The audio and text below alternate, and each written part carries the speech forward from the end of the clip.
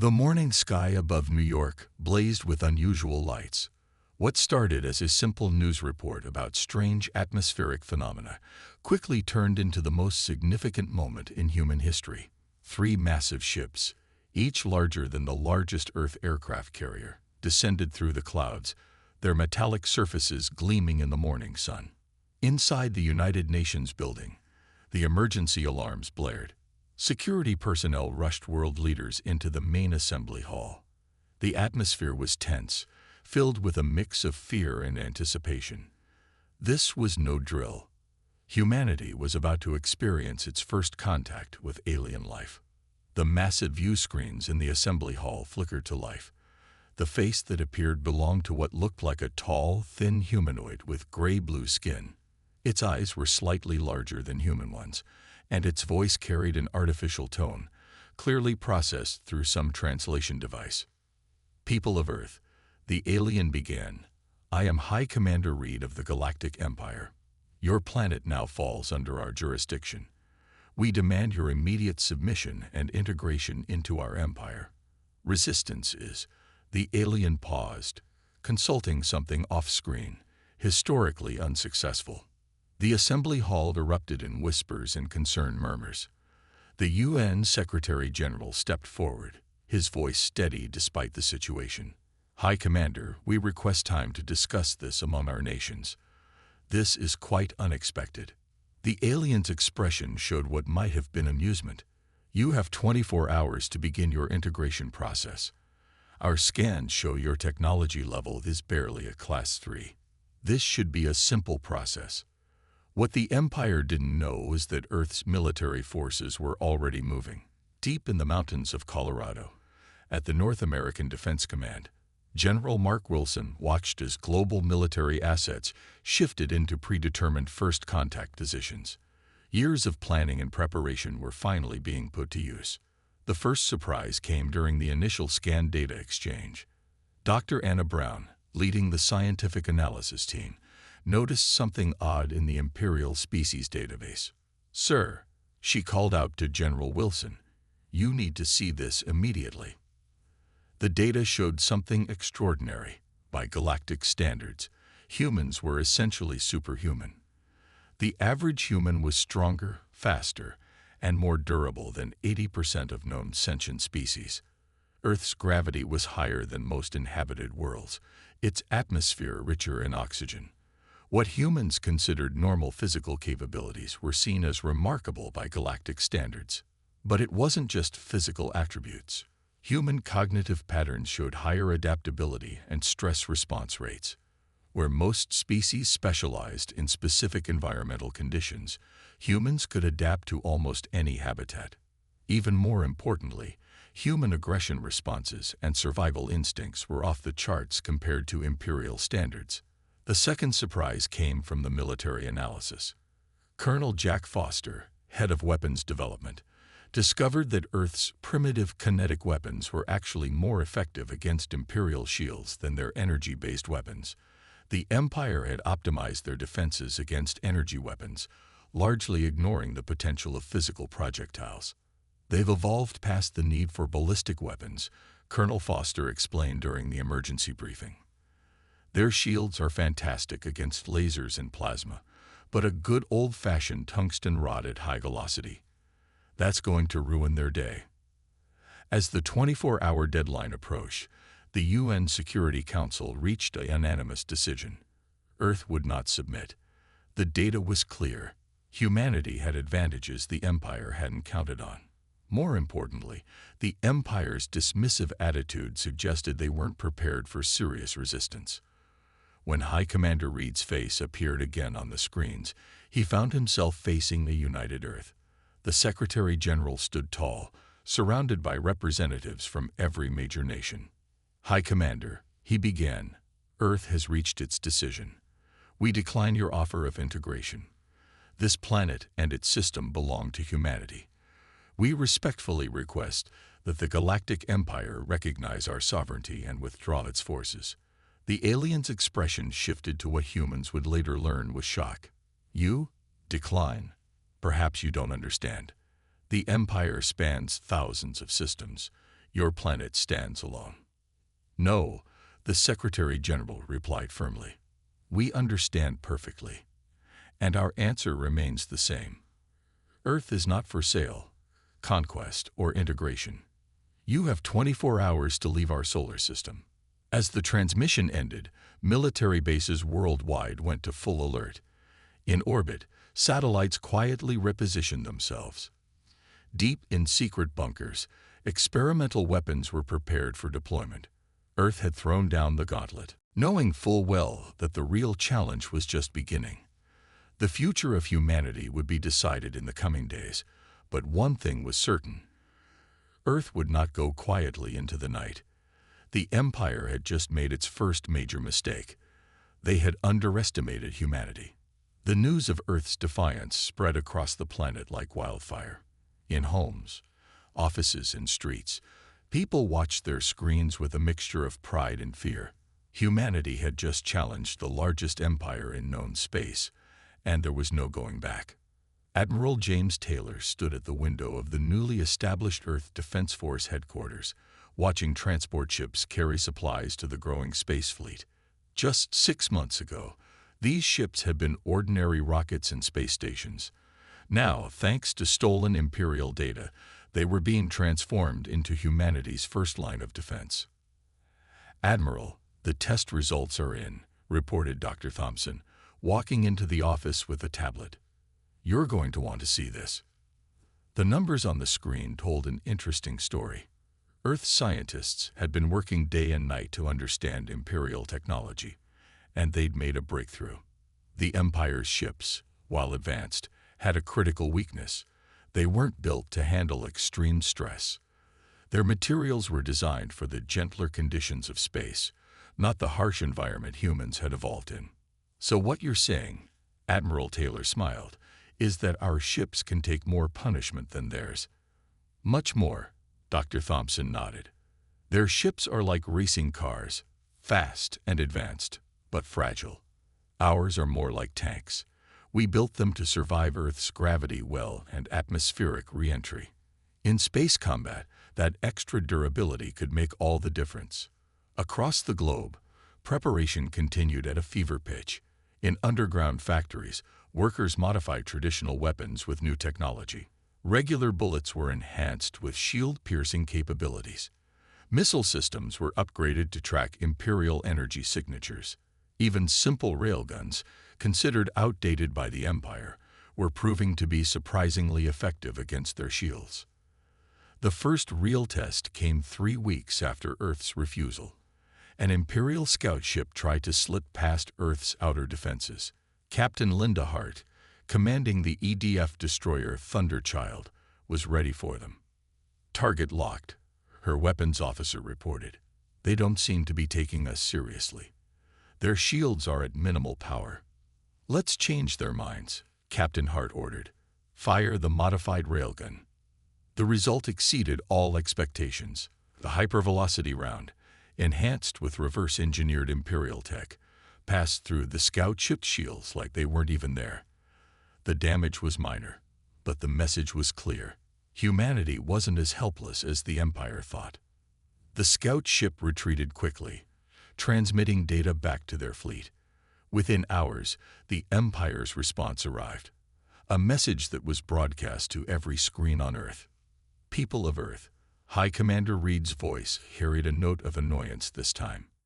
Your recent actions show a disturbing lack of understanding. We have been merciful so far, but this resistance must end. You have 30 days to surrender and begin integration. After that, we will be forced to take more direct action. The UN Security Council's emergency session lasted less than an hour. The vote was unanimous again, but this time it wasn't just about defiance. It was about preparation for war. Admiral Taylor addressed the Global Defense Council the next day. The Empire thinks they're being generous with this deadline, he said, his voice firm. But they've just given us exactly what we need: time. Every day we learn more about their technology. Every day our forces grow stronger. They expect us to spend this month coming to our senses. Instead, we'll spend it getting ready to fight. The next 30 days saw the largest mobilization in human history. Countries that had been enemies for generations now worked together. Old weapons were modified, new ones were created. The stolen Imperial data proved invaluable, showing exactly how their technology worked and how to break it. Dr. Thompson's team made another crucial discovery during this time. The Empire's troops weren't just physically weaker than humans, they were psychologically different too. They relied heavily on strict protocols and procedures. They struggled with rapid adaptation and creative thinking, traits that humans excelled at. As the deadline approached, Earth's transformation was remarkable. The orbital defense grid was operational. The first fleet of hybrid Earth Imperial ships was ready. Ground forces have been equipped with enhanced weapons and armor. Most importantly, humanity had found its unity in the face of this threat. On the final day before the deadline, Admiral Taylor sent a short message to all Earth forces. The Empire thinks they're coming to conquer us. Let's show them why Earth has never been successfully invaded. Remember, they may have an empire, but we have something stronger. We have a home worth fighting for. The Empire's 30-day deadline was about to expire, and Earth was ready. The real war was about to begin. The Empire's response came exactly as the deadline expired. 50 warships emerged from hyperspace near Mars, their silver hulls gleaming in the distant sunlight. It was meant to be a simple subjugation fleet, the kind the Empire typically sent to handle unruly worlds. They were about to learn that Earth was anything but typical. Captain Robert Stone watched from the bridge of the EDF Defender as the Imperial ships formed their standard attack pattern. Thanks to the stolen data, Earth's forces knew exactly what to expect. The Empire hadn't changed its battle tactics in over 300 years. They had never needed to, until now. All ships, execute Plan Thunder, Stone commanded. His fleet of 30 Earth vessels broke formation, seemingly in panic. The Imperial ships followed their protocol, moving to encircle what they thought was a frightened, disorganized enemy. It was exactly what Stone had planned for. Now, he ordered. Instantly, the Earth ships reversed course. Instead of fleeing, they charged straight at the Imperial fleet. The Empire's standard tactics had no protocol for enemies who attacked instead of retreating. The battle that followed would be studied in military academies for generations to come. Earth's ships, built to withstand massive stresses, rammed through the Imperial formation at full speed. Their reinforced hulls, designed for Earth's gravity and atmosphere, barely showed damage. The Imperial ships, with their lighter construction, were forced to break formation. They're splitting up, Stone's tactical officer reported. Their command structure is falling apart. Stone allowed himself a small smile, launched the missiles. The new Earth weapons were simple in concept but devastating in execution. Regular missiles had been modified with Imperial shield frequencies. Instead of trying to overpower the advanced shields, they simply passed through them, detonating directly against the hulls. The Imperial ships tried to respond with their energy weapons, but Earth's ships were too close for effective targeting. It was like watching thoroughbred racehorses trying to fight in a mud pit. Their superior speed and technology meant nothing in close-quarter combat. On the main battle display, Stone watched as red dots representing Imperial ships began disappearing. Not all of them were destroyed.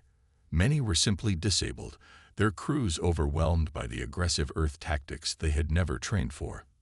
"Sir," his communications officer called out, "we're intercepting their transmissions.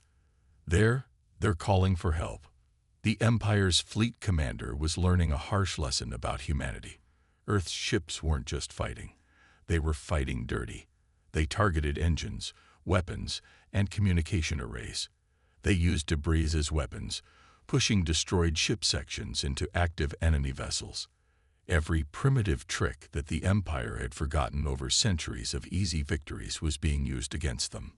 The battle reached its turning point when the Imperial command ship tried to retreat. Captain Stone had been waiting for this moment. 5 Earth ships broke from the main battle, their modified engines pushing them to speeds that should have torn them apart. All ships, Execute plan hammer, Stone ordered. The 5 ships surrounded the Imperial command ship, their railguns firing in synchronized bursts. The command ship's shields, already strained from the battle, couldn't handle the concentrated fire. In less than a minute, the mighty vessel was dead in space. The remaining Imperial ships began retreating in disorder. Without their command ship, their rigid battle protocols became a weakness rather than a strength. Some tried to fight on. Others attempted to flee. None of them had trained for this kind of situation. 3 hours after the battle began, it was over. The Empire had lost 28 ships, 12 destroyed, 16 disabled. The Earth fleet had lost only 8 vessels, and most of their crews had survived thanks to the reinforced construction. Admiral Taylor's voice came through on the command channel. Captain Stone, well done. The first interstellar battle in human history, and it's a victory. Stone looked at his battle-weary crew, all of them still at their posts, still ready to fight. Thank you, sir. But this was just the beginning, wasn't it? Yes, it was, Taylor replied grimly. The Empire won't take this defeat lightly. They'll be back, and next time, it won't be a simple subjugation fleet. They'll come with everything they have. Stone nodded, even though the Admiral couldn't see him. Then we'll be ready for them. At least now they know, Earth isn't just another conquest. We're the planet that fights back. As rescue ships moved to collect survivors, both human and Imperial, news of the victory spread across Earth. Humanity had faced its first real space battle and emerged victorious. The Empire's myth of invincibility had been shattered, and a new phrase began spreading through the galaxy. Don't mess with Earth. The Empire's response to their first defeat was massive and swift. Over 500 warships appeared at the edge of the solar system, their weapons charging. This wasn't a subjugation fleet, it was an extermination force. Dr. Mary Wilson stood in her underground laboratory, watching the incoming fleet on her monitors. Her team had spent the last month preparing Earth's secret weapon, and now it was time to use it. System check complete, her assistant reported. The FTL disruptors are ready.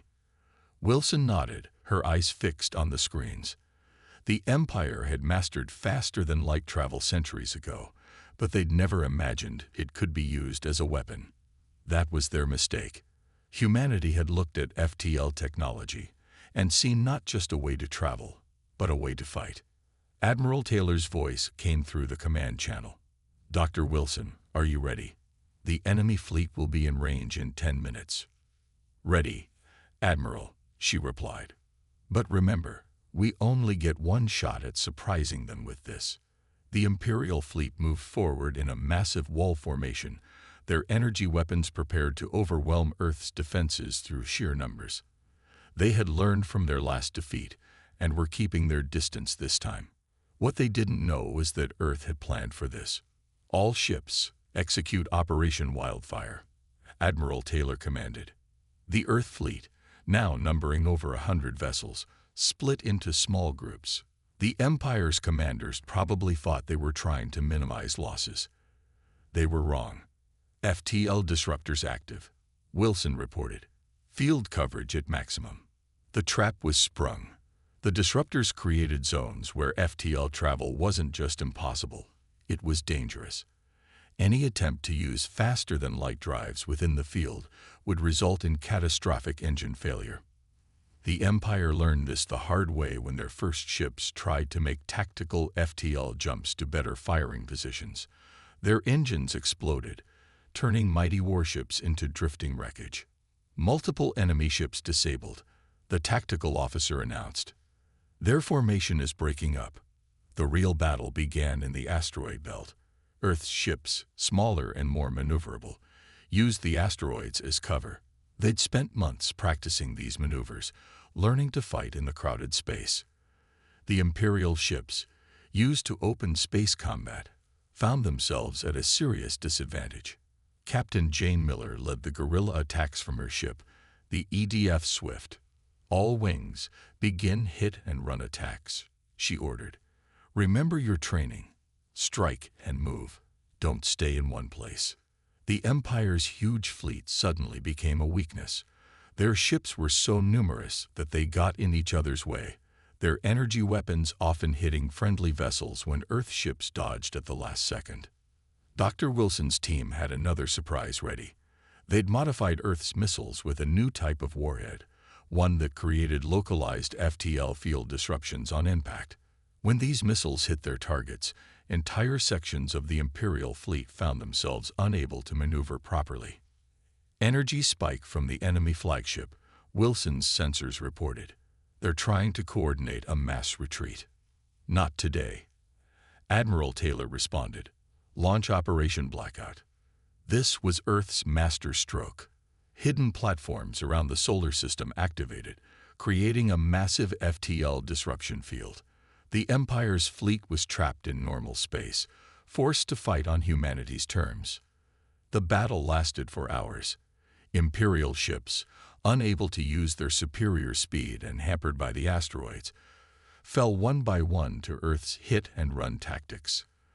Their energy weapons, while powerful, couldn't hit the faster, more agile Earth ships. Enemy fleet at 60% strength and falling, the tactical officer reported. They're beginning to retreat under conventional drives. Wilson watched as the mighty Imperial fleet, now broken and scattered, began a slow retreat from the solar system. Without FTL drives, it would take them days to reach safe jumping distance. Admiral Taylor's voice was tired but proud. Dr. Wilson, your weapon just changed the course of this war. The Empire thought they could overwhelm us with numbers. Instead, we've shown them that humanity's greatest strength isn't our ships or our weapons. It's our ability to think differently. As the Empire's ships limped away from Earth, news of their defeat spread quickly through their communications network. Humanity hadn't just survived. They had handed the mighty Imperial fleet its worst defeat in centuries. They'll be back, Wilson said quietly, watching the retreating ships. And they'll try to find a way around our FTL disruption technology. Let them try, Taylor replied. We'll have something new waiting for them. That's humanity's real secret weapon. We never stop innovating, never stop adapting. The Empire's about to learn that the hard way. News of Earth's victories spread through the Empire's vast network of worlds like a wildfire in dry grass. The supposedly primitive humans had done the impossible. They had defeated not one, but two Imperial fleets. For the countless subjugated species across the galaxy, this was more than just news. It was hope. Professor Tom Anderson sat in a secret meeting room on Europa, Earth's newly established diplomatic center. Around him sat representatives from 12 different alien species, each one a member of a growing resistance movement. The Empire has controlled us for too long, said the delegate from the Proxima worlds, his translator converting his clicks into clear English. Your victories have shown us that they aren't invincible. Anderson nodded, looking at the data screens showing reports from across the galaxy. Imperial control was beginning to slip. 3 sector fleets had already mutinied, turning against their commanders. 15 worlds had declared their independence. Earth is willing to share our defense technologies, Anderson explained, but we need to coordinate our efforts. The Empire is wounded, but that makes them more dangerous.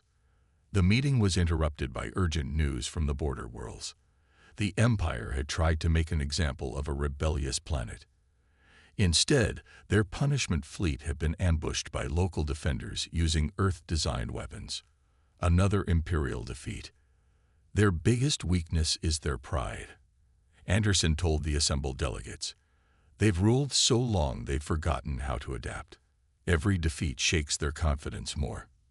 In the Imperial capital, things were falling apart. The ruling council was in chaos. Reports came in daily of more systems declaring independence, more fleets refusing orders. The Empire's rigid command structure, once its strength, was becoming its weakness.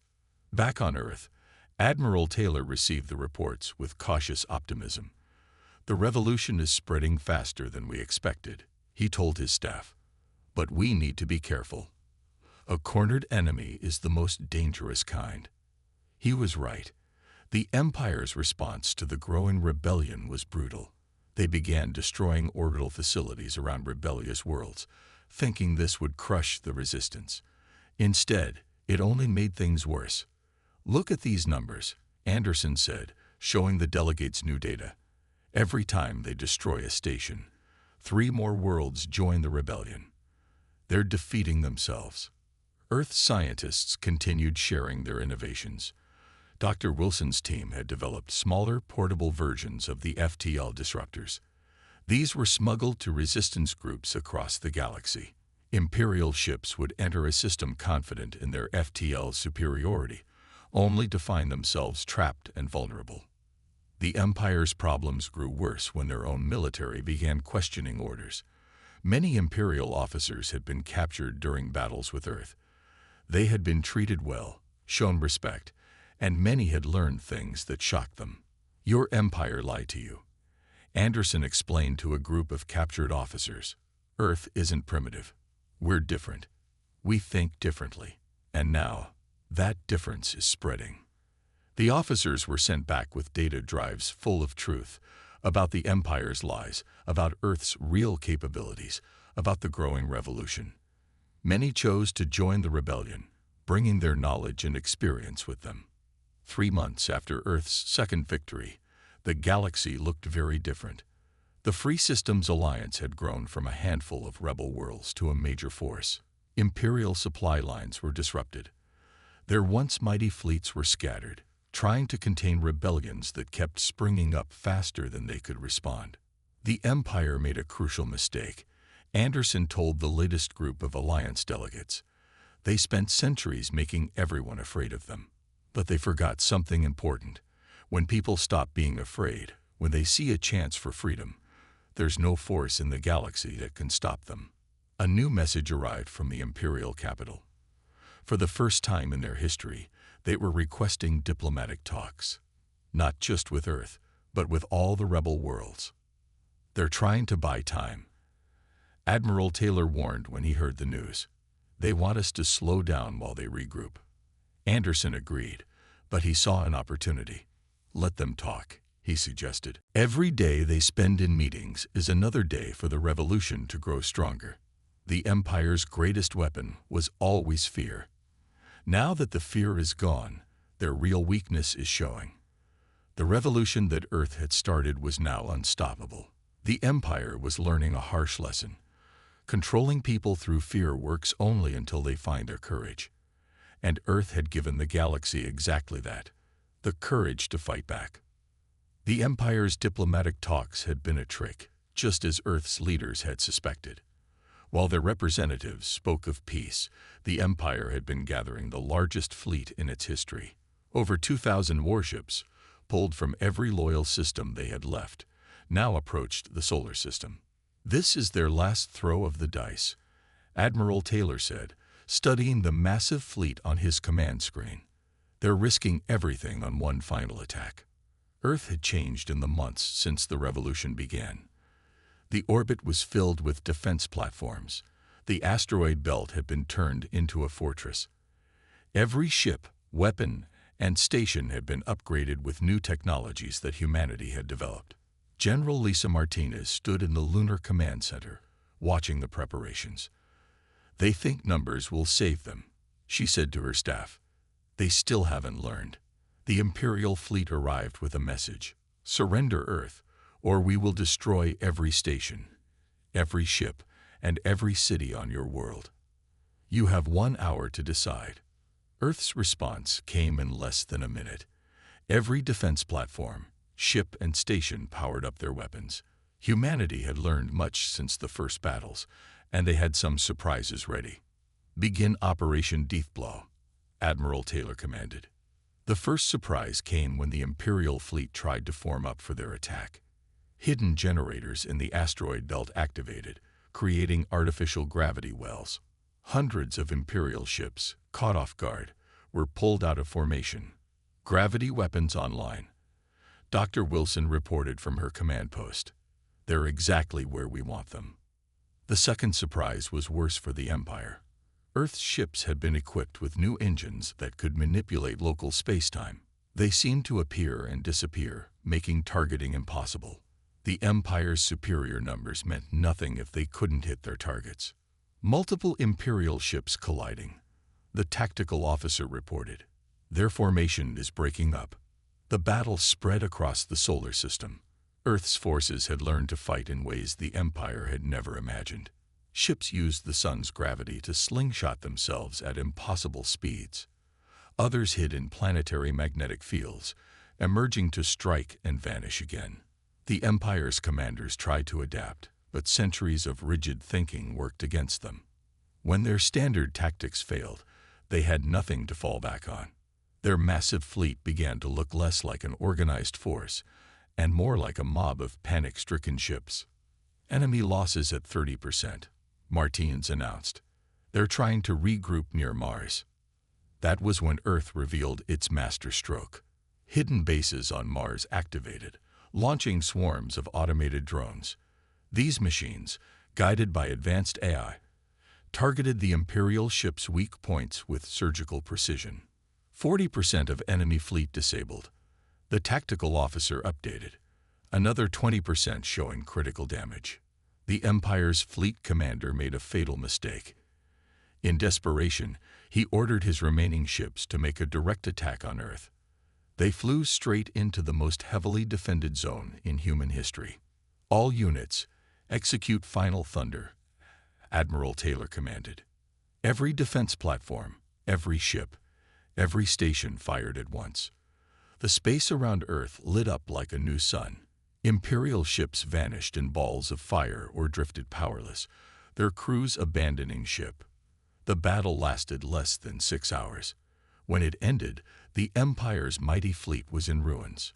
Over half their ships were destroyed. Most of the rest were disabled or abandoned.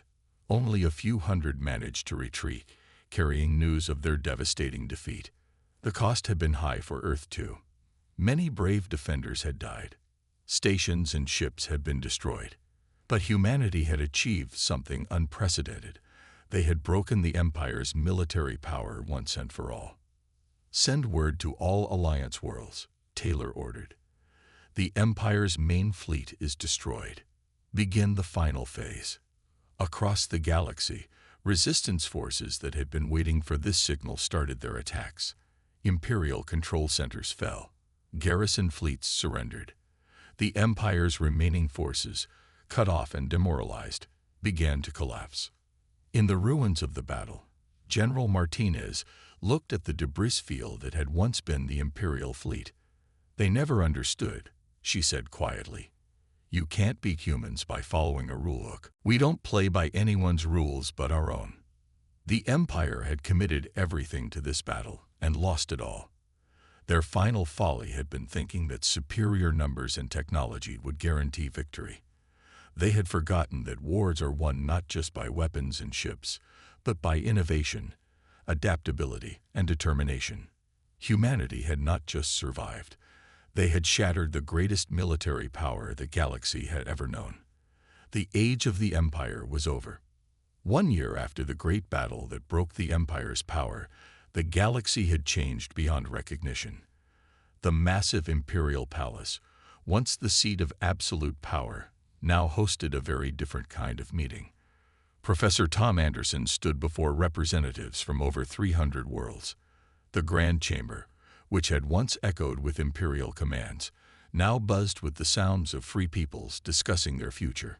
The Empire tried to make us all the same, Anderson addressed the gathering. They failed because they didn't understand that our differences make us stronger. The changes across the galaxy were remarkable. The rigid imperial systems were gone, replaced by a new organization, the Galactic Federation of Free Worlds.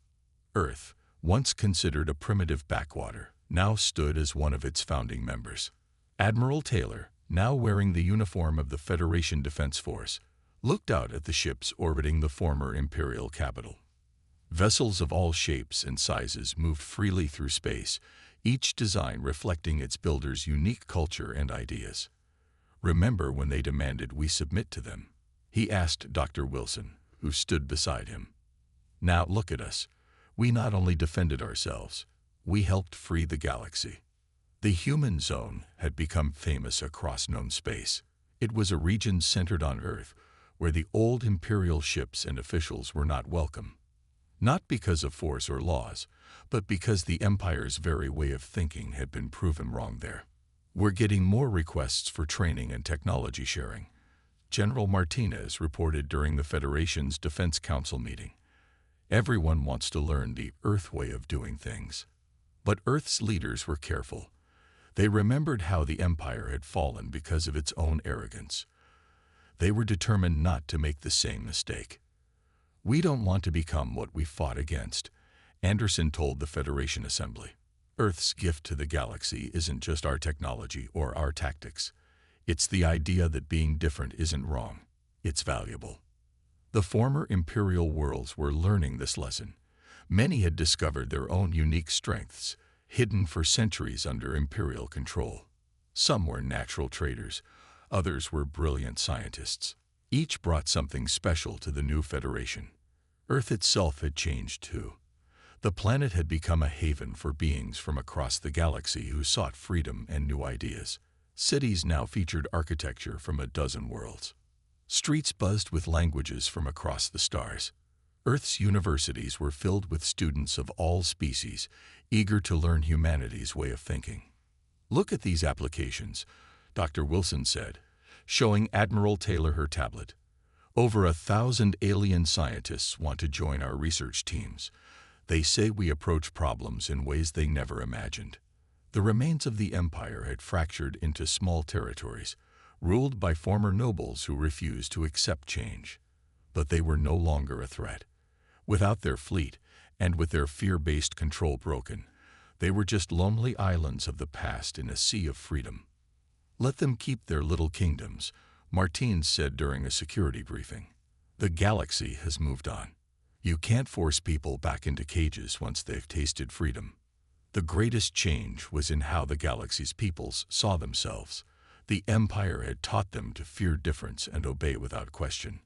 Earth had shown them something else: the power of thinking freely, of challenging old ideas, of working together while staying unique. One unexpected development was the number of former Imperial citizens seeking asylum in the human zone. They had seen the battle footage, read the reports, and realized that humanity's primitive ways were actually advanced in ways the Empire had never understood. "They come here expecting to find barbarians," Anderson told his staff, watching a group of former Imperial officials touring Earth's Defense Academy. "Instead, they find something they've never seen before: strength without cruelty, progress without conformity, unity without uniformity." As the first year of freedom ended, Earth hosted a celebration that was broadcast across the Federation. Ships from 100 worlds filled the sky with lights. The message was clear: the age of Imperial control was over. A new era had begun, one where every world, every species, every individual had the right to find their own path. "The Empire thought they were coming to teach us their ways," Admiral Taylor said in his speech at the celebration. "Instead, they learned something from us. True power doesn't come from forcing everyone to be the same. It comes from letting everyone be themselves." Earth had done more than just survive. It had changed the course of galactic history. The planet that had once been ordered to submit had become a symbol of freedom across the stars. The Empire's greatest mistake had become the galaxy's greatest victory.